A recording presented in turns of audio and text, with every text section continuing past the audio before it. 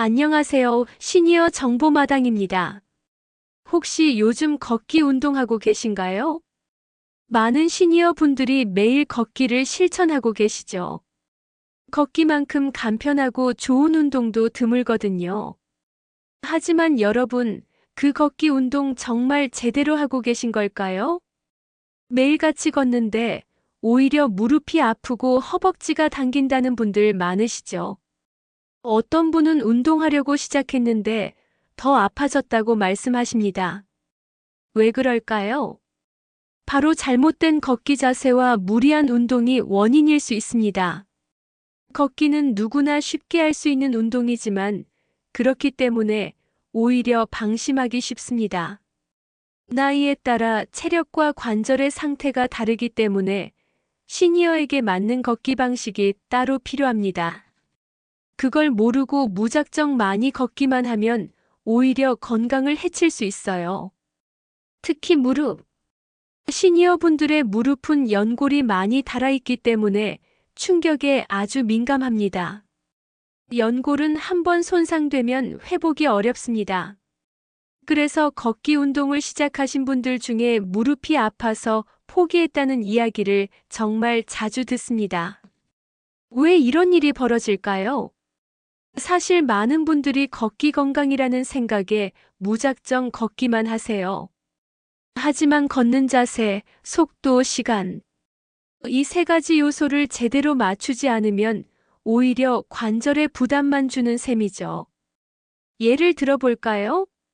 한 70대 여성분은 매일 아침 1시간씩 빠르게 걷기를 하셨습니다. 처음에는 건강해지는 기분이 들어서 뿌듯하셨죠. 그런데 2달쯤 지나자 무릎이 욱신거리기 시작했습니다. 근육통인가? 하고 참고 걸었는데 나중에는 계단 오르기도 힘들어졌다고 하세요. 병원에서 진단을 받아보니 연골이 많이 닳아 있었고 무리한 걷기가 상태를 악화시킨 거였습니다. 그제서야 걷는 자세와 운동 방식의 중요성을 깨달으셨다고 해요. 여러분, 이런 일이 남의 일 같지 않으시죠? 그렇다면 어떻게 걷는 게 진짜 건강한 걷기일까요? 시니어에게 맞는 걷기 운동에는 몇 가지 원칙이 있습니다. 지금부터 그 내용을 아주 쉽게 차근차근 알려드릴게요. 우선 걷기 전 스트레칭은 선택이 아니라 필수입니다. 왜냐고요? 아침에 일어나면 몸이 굳어 있잖아요. 이때 바로 나가서 걷기 시작하면 근육과 관절이 놀랍니다. 걷기 전에 무릎, 허벅지, 종아리 쪽을 가볍게 풀어주면 운동 중 부상 위험도 줄고 걷는 자세도 훨씬 안정돼요. 특히 무릎 앞쪽과 뒤쪽, 허벅지 앞쪽 스트레칭은 꼭 해주세요. 유튜브나 건강 앱의 시니어 하체 스트레칭 검색해 보시면 따라하기 쉬운 영상 많습니다. 그리고 걷는 자세. 정말 중요합니다. 대부분의 시니어 분들은 걷는 자세가 잘못된 경우가 많아요.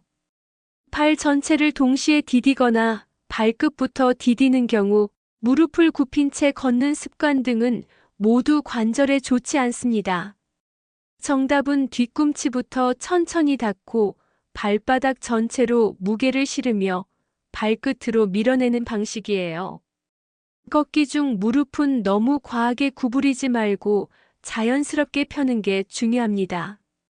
상체는 약간 앞으로 숙이되 허리는 곧게 펴고 어깨에 힘은 빼세요. 팔은 자연스럽게 앞뒤로 흔들면서 리듬감 있게 걷는 게 좋습니다. 이 자세를 익히려면 처음에는 천천히 거울이나 유리창을 보면서 연습해 보세요. 그리고 걷는 장소도 중요합니다. 딱딱한 아스팔트보다 공원처럼 바닥이 부드러운 곳이 관절에 부담이 덜하거든요. 마지막으로 중요한 건 자신의 몸 상태에 맞게 걷는 거예요. 무조건 오래 걷는다고 좋은 게 아니에요. 처음에는 10분, 15분 정도 가볍게 시작해서 일주일 단위로 5분씩 늘려가는 방식이 가장 안전합니다. 시작 단계부터 욕심내지 말고 내 몸의 반응을 잘 살피는 게 가장 중요해요. 혹시라도 무릎에 불편함이 느껴진다면 걷기를 중단하고 휴식을 취하세요.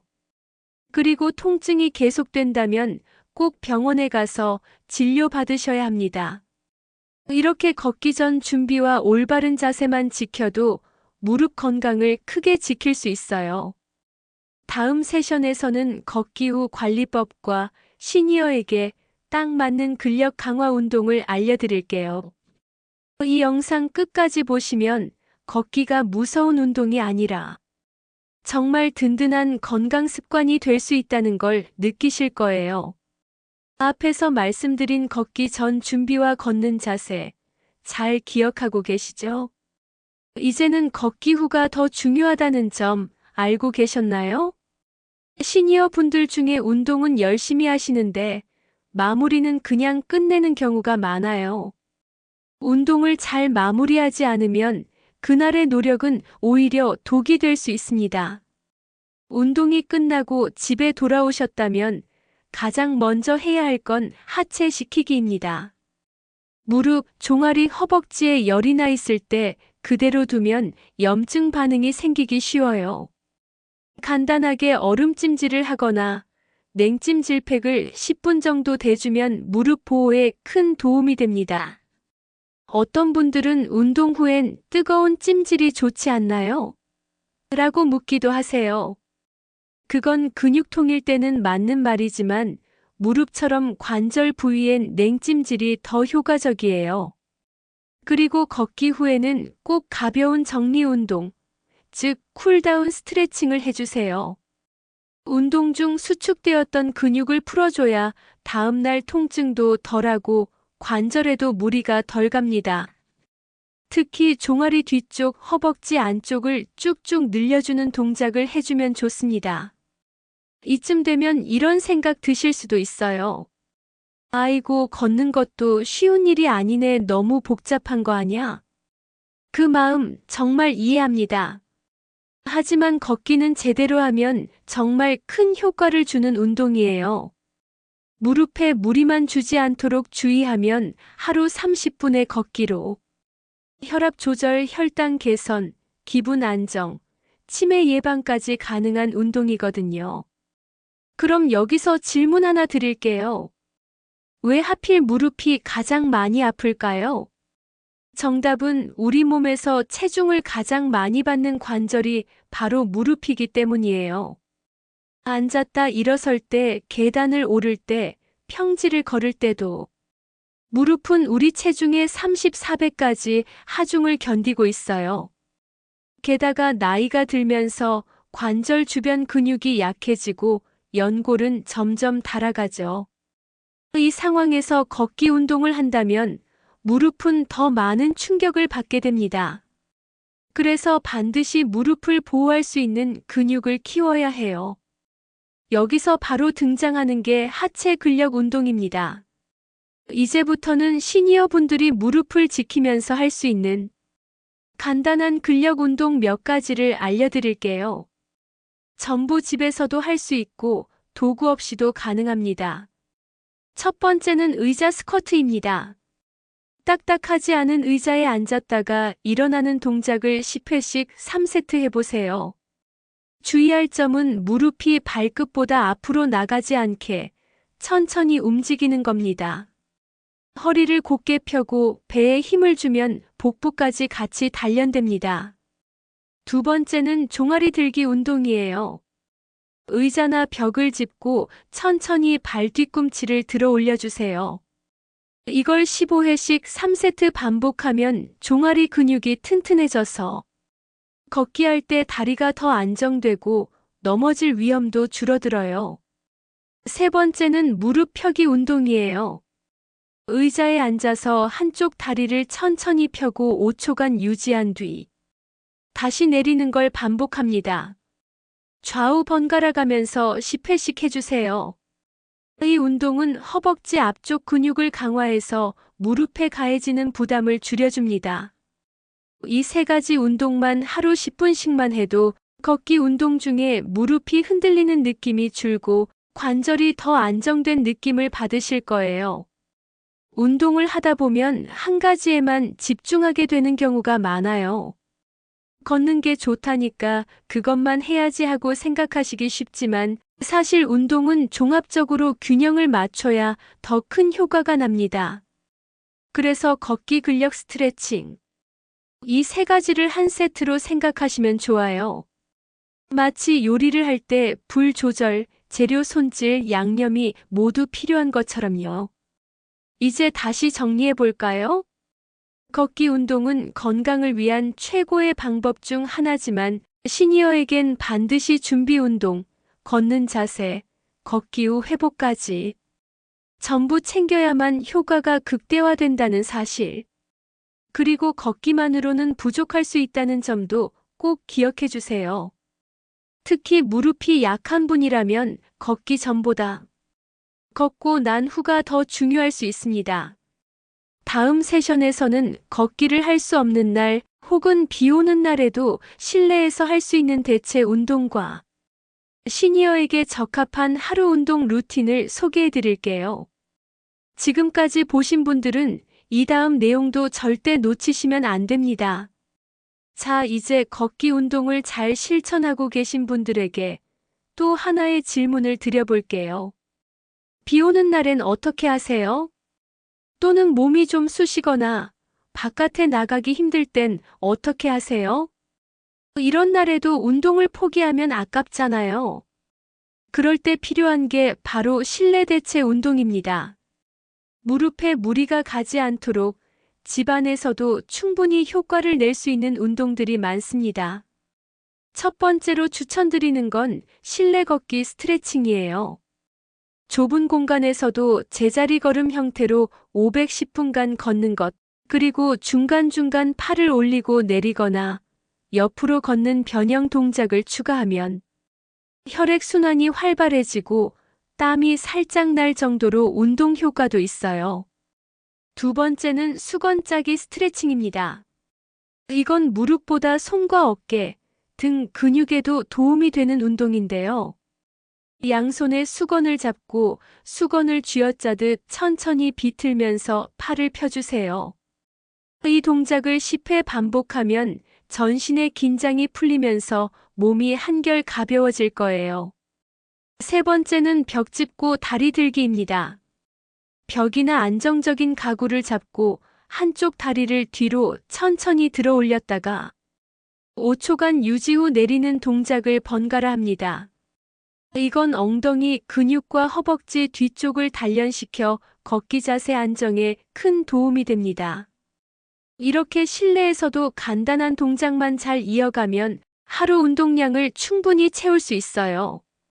무릎이 안 좋을 때도 과한 걷기 대신 이런 대체 운동을 해주면 부담 없이 몸을 유지할 수 있습니다.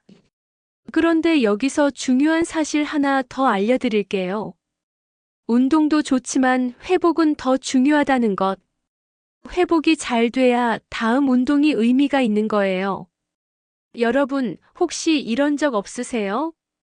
어제 걷기 좀 많이 했더니 오늘 다리가 뻐근하고 무릎도 욱신거리는 날 그냥 참고 또 걸으셨던 적?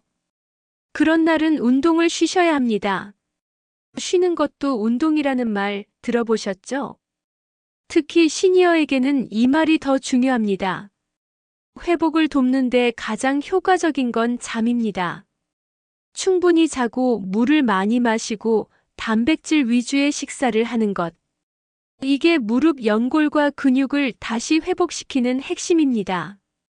그리고 걷기 운동을 꾸준히 하시는 분이라면 매일 하시기보다는 하루 하고 하루 쉬기 패턴을 추천드려요.